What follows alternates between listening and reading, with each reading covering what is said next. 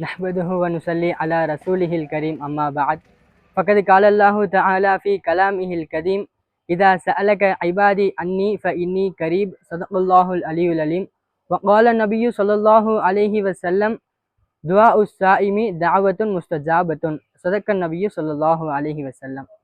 என்னுடைய பேச்சினை ஆரம்பிப்பதற்கு முன்பு இஸ்லாத்தின் காணிக்கையான சலாத்தினை கூறி ஆரம்பம் செய்கிறேன். அஸ்ஸலாமு அலைக்கும் வரஹ்மத்துல்லாஹி வபரகாத்துஹு.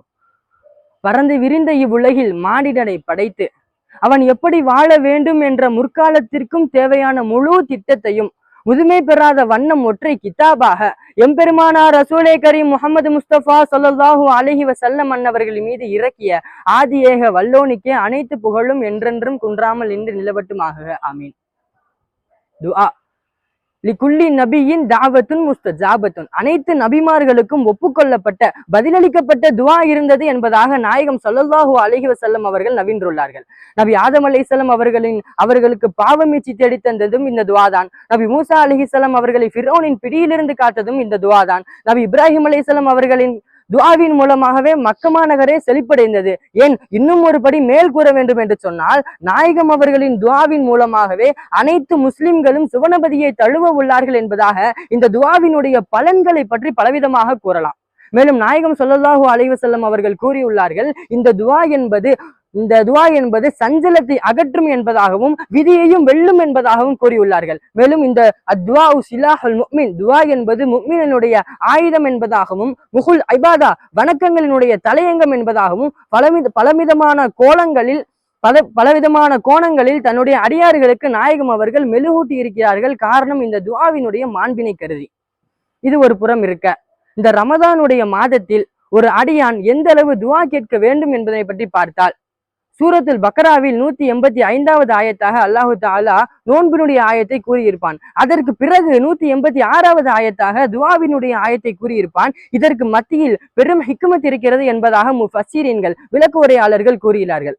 அதாவது தஃப்சீரே பைஸாவில் குறிப்பிடுவதாகிறது, இந்த நோன்பினுடைய ஆயத்திற்கு பிறகு துஆவினுடைய ஆயத்து இறங்கியதன் காரணம் முஜீபுன் லி தஅவாஹிம். அந்த நோன்பினுடைய சமயத்தில் அந்த அடியார்களுடைய துஆவை அல்லாஹு தஆலா பதிலளிக்கக்கூடியவராக இருக்கிறான் என்பதற்காக ஹிஸ்ஸன் அலைஹி, இதனை தூண்டும் விதத்தில் தான் அந்த ஆயத்து அமைக்கப்பட்டது என்பதாக தன்னுடைய கிதாபில் இமாம் அவர்கள் பதிவு செய்கிறார்கள். மேலும் தஃப்சீரே ஜலாலேனின் குறிப்பிடுவதாகிறது, சஹாபாக்கள் அந்த நோன்பினுடைய ஆயத்து இறங்கிய சமயத்தில் கேட்கிறார்கள், அக்கரீபுன் ரப்புனா அம் பஈதுன், நாயகத்திடம் கேட்கிறார்கள், நாயகமே நம்முடைய ரப்பு அருகில் தான் இருக்கிறானா அல்லது தூரமாக இருக்கிறானா? ஒருவேளை அருகில் இருந்திருந்தால் ஃபனுநாஜிஹி, அவனிடம் முனாஜா ரகசியமாக பேசியிருப்போம். அல்லது தூரமாக இருந்திருந்தால் ஃபனுநாஜிஹி, அவனை அழைத்து பேசியிருப்போம் என்பதாக கூற, அப்பொழுது இந்த ஆயத்து இறங்குகிறது. இதா சஅலக இபாதி அன்னி, என்னை பற்றி என்னுடைய அடியார்கள் நாயகமே உங்களிடம் கேட்டார்கள் என்று சொன்னால் இன்னும் கரீபு, நிச்சயமாக நான் நெருக்கமாக இருக்கிறேன் என்பதாக நீங்கள் கூறுங்கள்.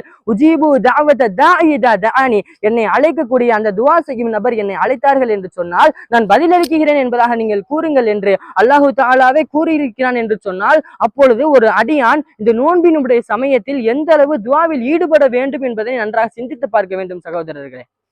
நபி மூசா அலைஹிஸ்ஸலாம் அவர்கள் கலீமுல்லா என்ற சிஃபத்தை கொண்டு அவர்கள் அல்லாஹ்விடம் கேட்கிறார்கள், யா அல்லாஹ், நீயும் நானும் இந்த அளவு நெருக்கமாக இருக்கிறோமே, இதை விட நெருக்கம் எவருக்காவது இருக்கிறதா என்பதாக மூசா நபி கேட்க அல்லாஹு தஆலா கூறுகிறான், மூசாவே, நீங்களும் நானும் நெருக்கமாக இருக்கிறோம்.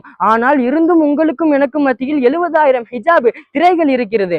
ஆனால் உங்களுக்கு பின்னாடி ஒரு நபி வருவார். அந்த நபியினுடைய உம்மத்தினர்களுக்கு ஒரு மாதம் வரும். அந்த மாதத்தில் அவர்கள் தண்ணீர் அருந்தாமல் நோன்பு நோட்பார்கள். அந்த சமயத்தில் அவர்கள் தண்ணீருக்காக தொண்டை கவ்வி இழுக்கும். அப்பொழுது அவர்கள் இஃப்தார் செய்யும் சமயத்தில் அவர்கள் துஆ கேட்பார்கள். அப்பொழுது நான் நெருக்கமாக இருப்பேன். அந்த நெருக்கத்தின் பொழுது அந்த அடியார்கள் இருக்கிறார்கள் அல்லவா, அப்பொழுது ஃபயகூனு இலைய ஃபயகூனு அக்ரப இலைய மின்க யா மூசா, அந்த சமயத்தில் என்னிடத்தில் அவர்கள் உங்களை விட மிக நெருக்கமாக இருப்பார்கள் என்பதாக அல்லாஹு தஆலா கூறினான் என்று சொன்னால், அப்பொழுது எந்த அளவு அல்லாஹு தஆலா நம்மிடத்தில் நெருக்கமாக இருக்கிறான் என்பதை சிந்தித்து பார்க்க வேண்டும் சகோதரர்களே. அப்பொழுது ஒரு மனிதன் இந்த ரமதானுடைய சமயத்தில் இஃப்தார் செய்யும் பொழுது துஆ கேட்டால் அந்த துஆவினுடைய பிரதிபலன் எந்த அளவு இருக்கும் என்பதை நன்றாக சிந்தித்து பார்க்க வேண்டும் சகோதரர்களே. ஒரு காலம் இருந்தது. அந்த காலகட்டத்தில் சஹாபாக்கள் தாபிஈன்கள் எல்லாம் இந்த இஃப்தாரினுடைய நேரத்தின் அதனுடைய மகத்துவத்தை கருதி துஆ கேட்பவர்களாக இருந்தார்கள். அப்துல்லாஹ் இப்னு அம்ர் இப்னு ஆஸ் ரலியல்லாஹு அவர்கள் தன்னுடைய குடும்பத்தையும் அழைத்து இந்த இஃப்தாரின் சமயத்தில் துவா கேட்பவர்களாக இருந்தார்கள். மேலும் தன்னுடைய உம்மத்தினர்களுக்கு கற்றுத் தருவதற்காக நாயகம் அவர்கள் இஃப்தாருக்கு பிறகும் துவா கேட்பவர்களாக இருந்தார்கள். தஹபல் லம்உ வ இப்தல்லத்தில் உருக் வ சபத்தல் அஜ்ரு இன்ஷா அல்லாஹ் என்பதாக துவா கேட்பார்கள் நாயகம் அவர்கள். ஆனால் இக்காலகட்டத்தில் உள்ள மனிதர்கள் நோன்பினுடைய துவாவை கூட முழுவதாக கூறுவதாக தெரியவில்லை. அந்த முஅத்தின் அங்க இந்த அல்லாஹும்ம லக்க சும்து என்பதாக அந்த துவாவை கூறுவதற்கு முன்பே இங்கு இருக்கும் நபர்கள் அல்லாஹும்ம லக்க சும்து வடையெடுத்து வாயிலம் என்பதாக துவா செய்யும் பல நபர்களை நான் கண்ணால் பார்த்திருக்கிறேன். அவர்களை போன்ற நபர்களுக்கெல்லாம் இந்த துவாவினுடைய மகத்துவம் தெரியவில்லை. ஏன் இன்னும் ஒரு பரி மேல் கூற வேண்டும் என்று சொன்னால், பெரும்பாலும் நம்மில் அதிகமானவருக்கு இந்த ரமதானுடைய ஃபித்ர் ஈதுல் ஃபித்ர் இருக்கிறது அல்லவா, அது எந்த மாதத்தில் வருகிறது என்று கூட தெரியவில்லை. நீங்க வேணா கேட்டு பாருங்க. இந்த ஈதுல் ஃபித்ர் பெருநாள் இருக்கிறதுல அரபி மாசத்துல எந்த மாசத்துல வருதுன்னு கேட்டாங்கன்னா அதிக பேர் சொல்றது பதில் ரமதானுடைய மாசத்துல வருதுன்னு தான் சொல்லுவாங்க. ஆனால் உண்மையில் ஷவ்வால் பிறை ஒன்றின் பொழுதுதான் இந்த ஈதுல் ஃபித்ர் பெருநாள் என்பதே வரும். இது போன்ற சின்ன சின்ன விஷயங்களை கூட அறியாமல் இருப்பது, மடமைத்தனத்தில் இருப்பது கியாமத்து நாளினுடைய அடையாளங்களில் ஒரு அடையாளமாக இருக்கிறது சகோதரர்களே. ஆக அந்த அடையாளங்களை உண்டாக்கும் நபர்களில் நாம் இல்லாமல் இருப்பதற்கு அல்லாஹு தஆலா தௌஃபீக் செய்வானாக என்று துவா செய்தவனாக, என்னை ஈன்றெடுத்த என்னுடைய பெற்றோர்களிடமும் எனக்கு வழிகாட்டிய என்னுடைய ஆசான்களிடமும் அவர்களினுடைய துவாவினை ஆதரவு வைத்தவனாகவும், மேலும் என்னை வாழ வைக்கும் என்னுடைய இறைவனிடம் நன்றிகளை பறைசாற்றியவனாகவும் விடைபெறுகிறேன். வாஹிரு தஅவானா அல்ஹம்துலில்லாஹி ரப்பில் ஆலமீன். அஸ்ஸலாமு அலைக்கும் வரஹ்மத்துல்லாஹி வபரகாத்துஹு.